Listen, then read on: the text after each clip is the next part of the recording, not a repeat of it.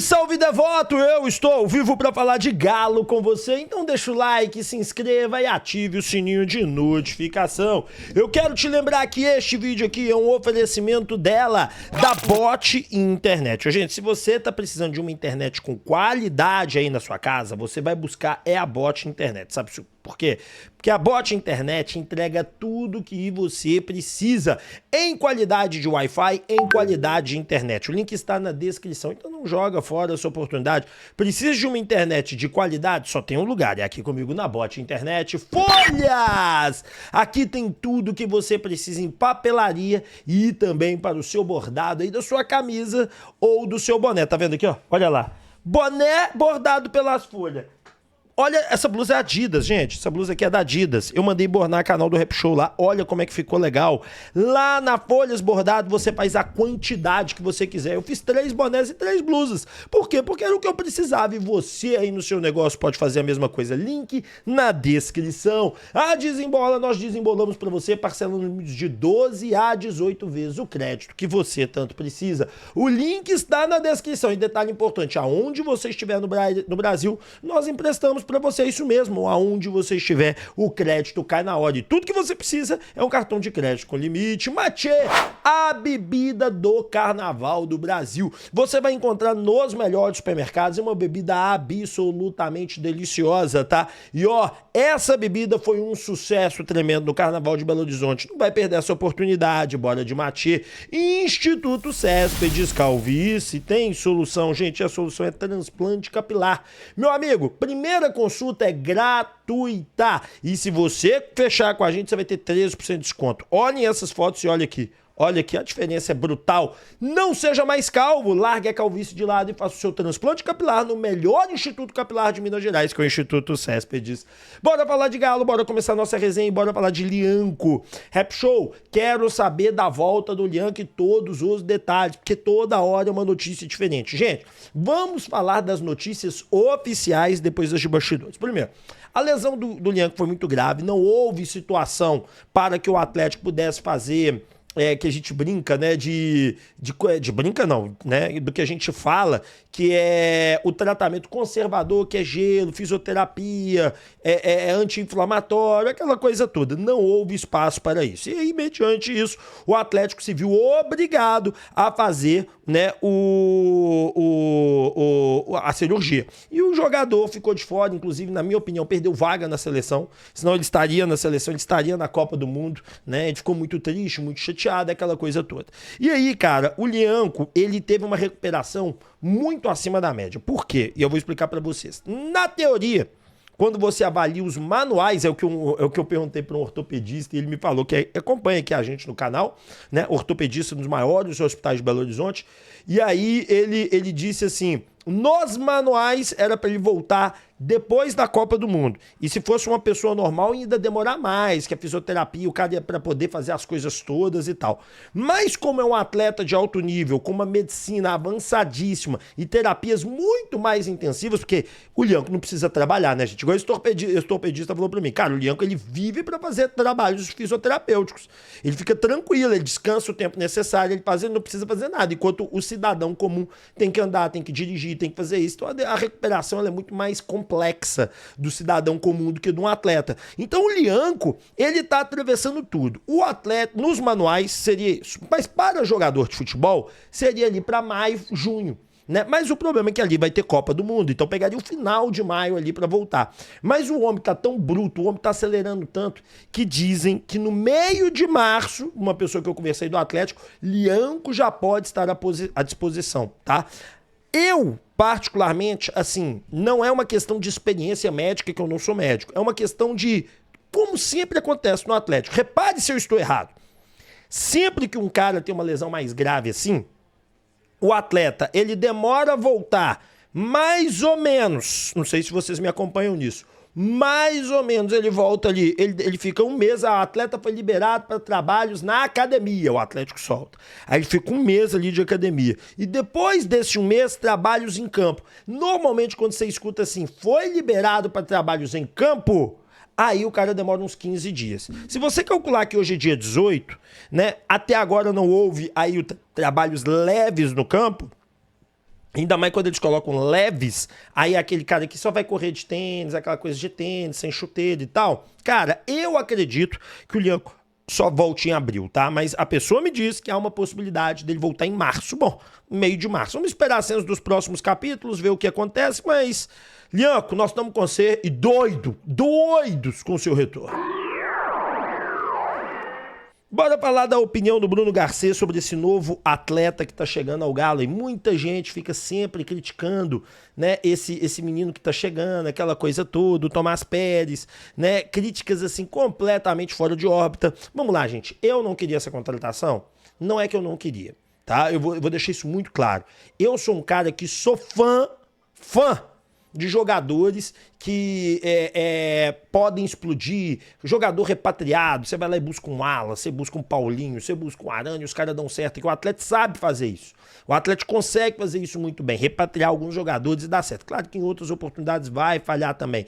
É do mundo da bola. Dito isso, o que me surpreende nessa história toda é que esse jogador teve 6 meses bom no Old Boys, 6 meses apenas, foi vendido ao Porto, ou seja, com 6 meses já despertou o interesse do gigante português.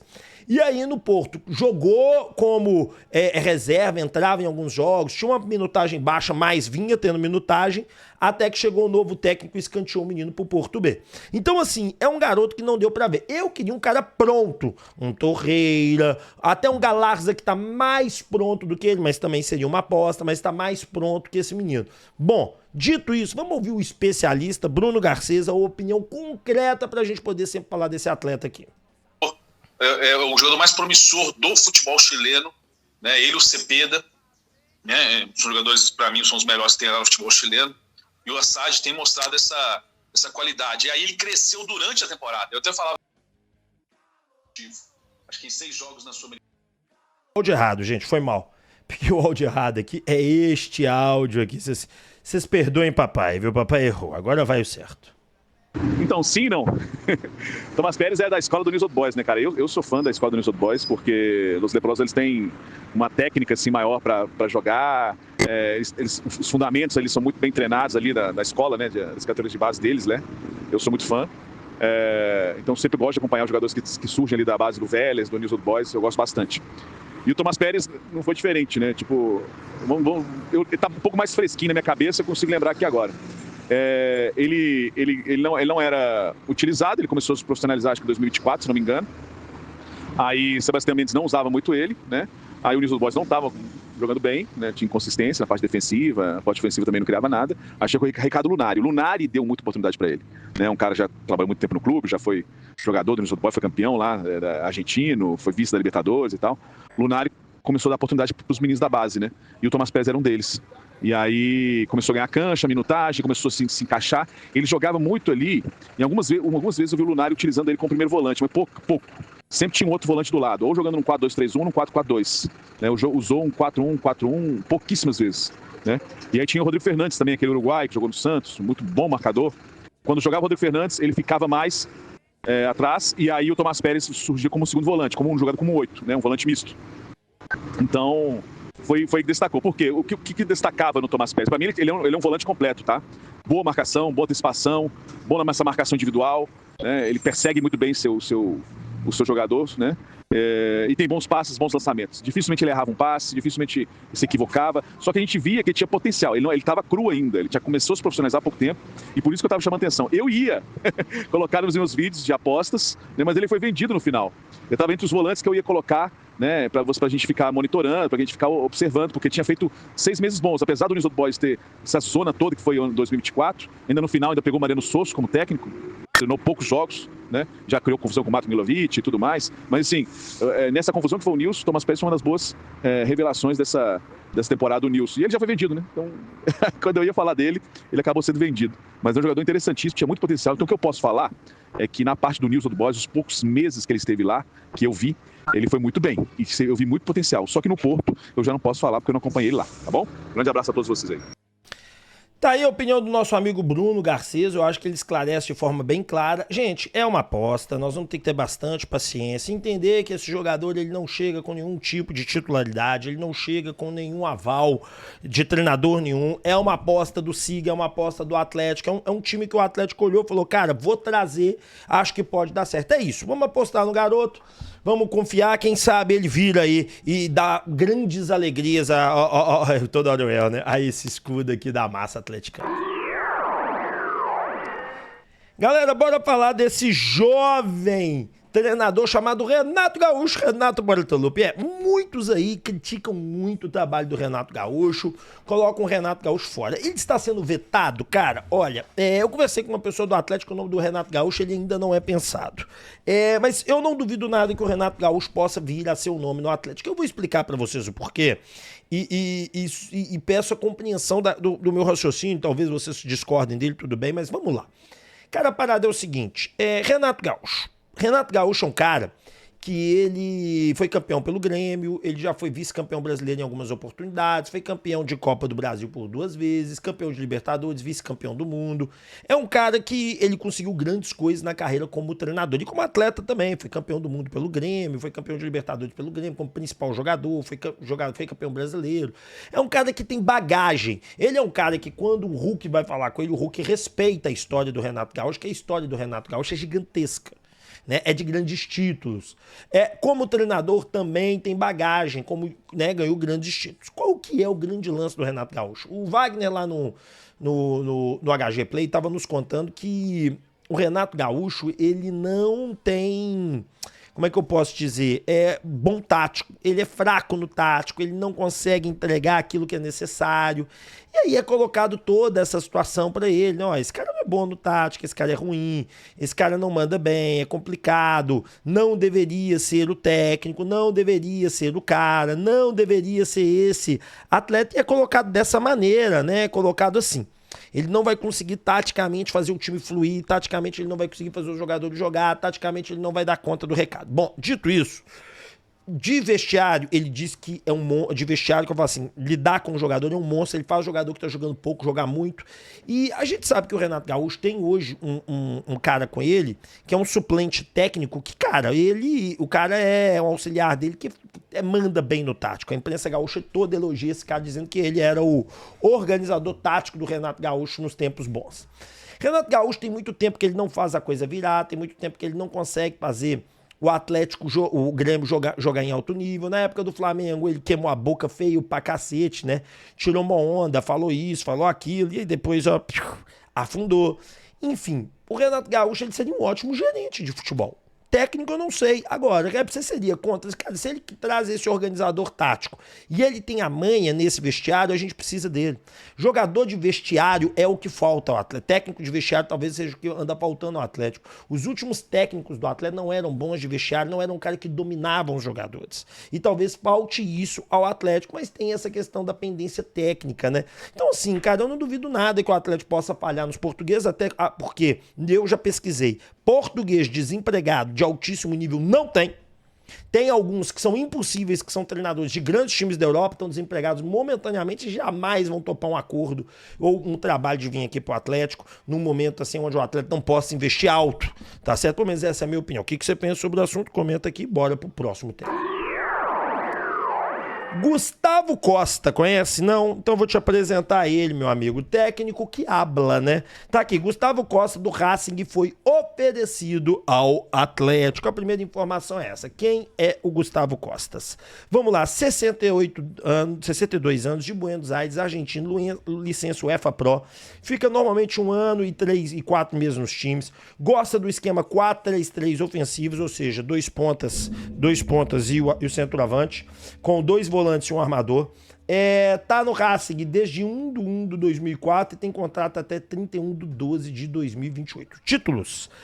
Ele é campeão pelo Cerro Porteño, uma vez campeão paraguai, 2 vezes campeão peruano pelo Aliança Lima, campeão colombiano, campeão da Supertaça da Colômbia, campeão da Copa Sul-Americana pelo Racing, campeão daquela Suraga, cara, torneio que existe, nem sei se existe mais, com o Independente de Santa Fé, vencedor da Recopa Sul-Americana, campeão do Campeonato Equatoriano, tá certo? E campeão do Campeonato Paraguai. Olha aí pra você ver, gente, o cara é multicampeão, foi campeão pelo Paraguai, pelo Peru, pela Colômbia, campeão de Sul-Americana, campeão de Recopa em cima do time brasileiro. A história dele como treinador é a seguinte, tá? Vamos lá. Começou no Racing, depois foi pro Guarani, depois pro Aliança Lima, depois ele foi pro Cerro Porteño, depois pro Racing, voltou, foi pro Olímpia, foi pro Aliança Lima, foi pro Al Nassr, foi pro Barcelona de Guayaquil, foi pro Independente de Santa Fé, foi pro Atlas, voltou pro Independente de Santa Fé, foi ter uma experiência de novo no mundo árabe, voltou pro Guarani, foi pro Palestino, foi treinador da seleção boliviana e agora treinando no Racing. A média dele no Racing é de 1,83, tá? A melhor média dele, pelo que eu pude observar aqui, não tô enganado mesmo não, foi aqui, cadê? Pelo Independente de Santa Fé com 1,85, né? Bom, é um treinador aí que chama a atenção, é um treinador que tem experiência, é um treinador bem interessante. Cara, eu só não conheço o trabalho de base dele, como é que é lançamento. Mas eu reparo que o Racing tá que revela bons atletas. O Racing tem um time interessante, um time bacana, um time legal. Então, assim, não vejo ele como um técnico ruim. Creio que seria um técnico interessante para uma avaliação do Atlético. Bom, vamos esperar aí, ver se este nome agrada a diretoria atleticana ou não. Mas dei todas as informações sobre ele ali no sentido profissional. Depois a gente traz aqui muito do esquema tático, como joga, como é esse possível treinador do Galo. Senhoras e senhores, nós contamos para vocês que o atleta estava avançando em técnico, né, com a informação do Fred Augusto. E o Fred Augusto colocou essa aqui agora, tá aqui, eu vou ler para vocês. Galo avança, novo treinador pode ser anunciado em até 5 dias. Ontem mais uma rodada de reuniões, trouxe avanços concretos na negociação pelo novo comandante do Atlético. Hoje as conversas continuam. Se tudo seguir nesse ritmo esperado, o clube planeja apresentar o técnico de 3 a 5 dias. Essa postagem dele, as conversas acontecem com o treinador estrangeiro. Essa postagem dele foi de ontem, do dia 18 a 1h50 da tarde. Então, ele tá dizendo que, quinta, sexta, sábado, domingo, até domingo, segunda-feira, tardar, nós somos com um treinador anunciado. Bom, eu também acho que até segunda-feira isso já está definido, que o atleta não vai deixar isso passar, que é muito importante que não passe, né, gente? Afinal de contas, nós precisamos resolver, nós precisamos contratar, nós precisamos ter esse treinador o quanto antes aqui. Afinal de contas, esse treinador tinha que estar aqui na segunda-feira, para ele treinar essa semana inteira com os atletas, já pôr o time domingo para jogar, e aí sim, jogar no Campeonato Brasileiro contra o Grêmio lá, né, em Porto Alegre. Bora continuar falando de Galo, vamos falar de atacante. Luiz Araújo. Gente, muitos aí já estão descartando o Luiz Araújo. Fala que ele não tem a menor possibilidade de vir para o Atlético, que a chance é zero.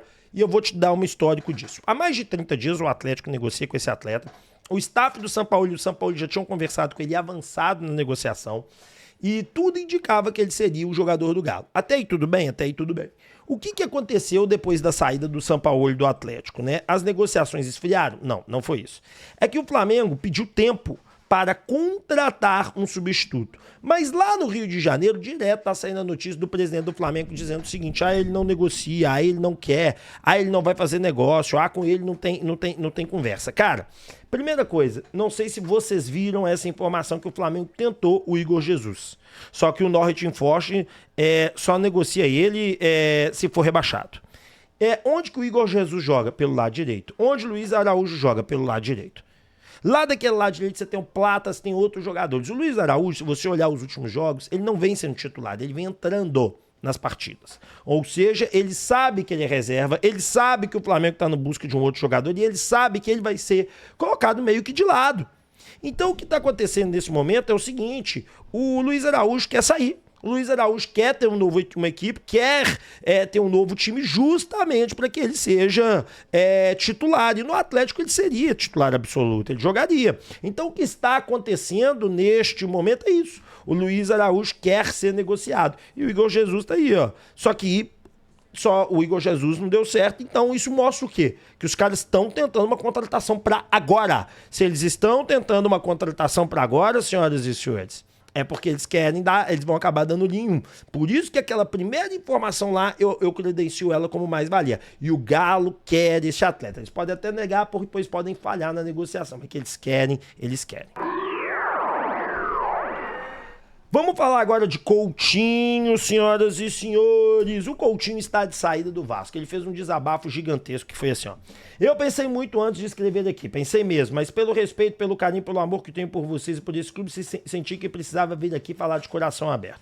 Eu escolhi o Vasco para voltar, porque eu amo esse clube, amo tudo que o Vasco representa na minha vida. Vestir essa camisa foi uma das escolhas mais importantes que já fiz. E a cada treino, a cada jogo, dei o meu melhor sempre. Nunca faltou entrega, nunca faltou vontade, nem comprometimento. Ser julgado por inúmeras pessoas por algo que não faz parte do meu caráter é difícil demais. Eu jamais desrespeitei a torcida, meus companheiros e o Vasco. Nunca fiz isso em lugar nenhum por onde passei. Quem me conhece sabe disso. Naquele momento, na ida para o vestiário, eu senti e percebi que meu ciclo no clube já tinha acabado. Eu não voltei para priorizar, eu não voltei para priorizar minha saúde mental. Isso dói muito. A verdade é que eu estou cansado mentalmente. Sempre fui muito reserva. Então falar que isso aqui não é fácil, mas eu preciso ser...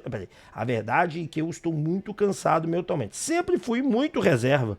Então falar isso aqui não é fácil, mas eu preciso ser honesto. Minha relação com o Vasco é de amor. Vai continuar sendo sempre. Com o coração apertado, eu entendo que agora seja o momento de dar um passo para trás e encerrar esse ciclo no Vasco. Eu sou grato por tudo que vivi aqui. Vou levar o Vasco comigo para sempre, no peito, na história e na vida, na obrigação por tudo. Bom, ontem eu fiz 2 enquetes no meu canal. E em todas as enquetes que eu fiz, deu mais de 60%. Uma deu 63% e a outra deu 65%. De torcedores que gostariam de ter o Felipe Coutinho. Felipe Coutinho no Atlético, ele poderia ser aquilo que o torcedor está sempre pedindo, querendo no Atlético. O quê? Aquele meia distribuidor de bola. Aquele meia que toca a bola, que faz o jogo acontecer. Na minha humilde opinião, seria uma excelente contratação. Vem aqui com um valor salário mais baixo,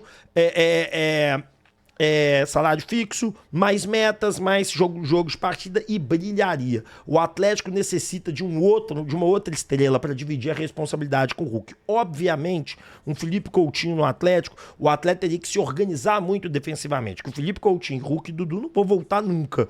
Então o Atlético tem que colocar um meio de campo pungente, segura, que trava o jogo. Bom, seria uma boa, sim. Eu acho, o torcedor do Atlético também acha, mas nós aqui temos uma opinião, nós aqui fazemos a nossa resenha. Eu quero saber da sua opinião, quero que você escreva aqui embaixo o que você acha. Felipe Coutinho seria uma boa, não seria uma boa? Bom, deixa o seu comentário aqui. Beijo na alma, fiquem com Deus, tamo junto, tchau e fui, obrigado, turma, valeu!